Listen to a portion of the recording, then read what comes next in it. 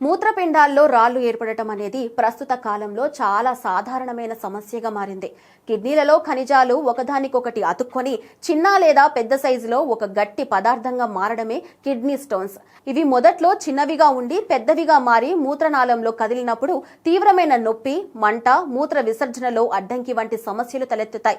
ఈ సమస్యకు సకాలంలో చికిత్స చేయించకపోతే ఇవి కిడ్నీలకు హాని కలిగించడంతో పాటు తిరిగి వచ్చే ప్రమాదం కూడా ఉంటుంది. కిడ్నీ రాళ్లు calcium stones, uric acid stones, struvite stone, cystines stone రకాలుగా ఉంటాయి. ప్రతి రకమైన రాయి ఏర్పడటానికి వేర్వేరు రకాలుగాను ఆహారపు అలవాట్లు, శరీరపు జీవక్రియ ప్రభావం చూపుతాయి. కిడ్నీ స్టోన్స్ ప్రధాన లక్షణం తీవ్రమైన నొప్పి కలిగించడమే. ఇది సాధారణంగా నడుము పక్కలు, పొత్తి కడుపు కింది భాగంలో అకస్మాత్తుగా మొదలవుతుంది.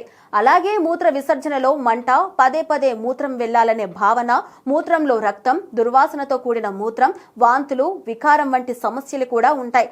రాత్రి లేదా ఉదయం సమయంలో నొప్పి ఎక్కువగా ఉంటుంది. ఇక రాయి పెద్దదై మూత్రనాళాన్ని అడ్డుకుంటే మూత్రం ఆగిపోవడం, జ్వరం, చలి వంటి ఇన్ఫెక్షన్ సంకేతాలు కనిపించవచ్చు. ప్రముఖ డాక్టర్ ప్రకారం కిడ్నీ స్టోన్స్ ఏర్పడటానికి ప్రధానంగా 3 ముఖ్య కారణాలు ఉన్నాయి. ఇందులో మొదటిది తగినంత నీరు తాగకపోవడం వల్ల మూత్రం చిక్కబడుతుంది. ఇది ఖనిజాలు పేరుకుపోయి రాళ్లుగా మారడానికి దారితీస్తుంది. ఇక రెండో కారణం ఉప్పు అధికంగా ఉన్న ఆహారం తీసుకోవడం వల్ల శరీరంలో సోడియం పెరిగి కిడ్నీలు ఎక్కువ కాల్షియం బయటకు పంపుతాయి. ఇక చివరి మూడో రకం కొందరిలో మెటబాలిజం సమస్యల కారణంగా ఆక్సలేట్ లేదా యూరిక్ యాసిడ్ అధికంగా ఉత్పత్తి అవుతుంది. ఇది మూత్రపిండాలలో పేరుకుపోయి రాళ్లుగా మారుతుంది. అలాగే కుటుంబ చరిత్ర, అధిక బరువు, ప్రాసెస్ చేసిన ఆహారం, అధిక చక్కెర, తక్కువ పొటాషియం, అధిక ప్రోటీన్ తీసుకోవడం, మూత్రాన్ని ఎక్కువసేపు ఆపుకోవడం లేదా కొన్ని మందులను దీర్ఘకాలంగా వాడటం కూడా రాళ్లు ఏర్పడటానికి కారణమవుతాయి. డయాబెటీస్, అధిక రక్తపోటు, యూరిక్ యాసిడ్ స్థాయిలు ఎక్కువగా ఉన్న వారిలో కూడా ఈ ప్రమాదం ఎక్కువగా ఉంటుంది. కిడ్నీ స్టోన్స్ నివారణ కోసం కొన్ని చర్యలు తీసుకోవడం చాలా ముఖ్యం.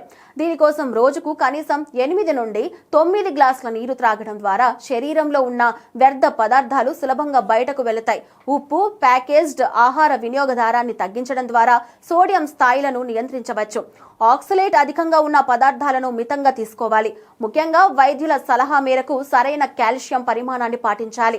మూత్రాన్ని ఎక్కువసేపు ఆపకుండా సమయానికి విసర్జన చేయడం, యూరిక్ యాసిడ్, ఖనిజాల స్థాయిలను ఎప్పటికప్పుడు పరీక్షించుకోవడం కూడా అవసరం.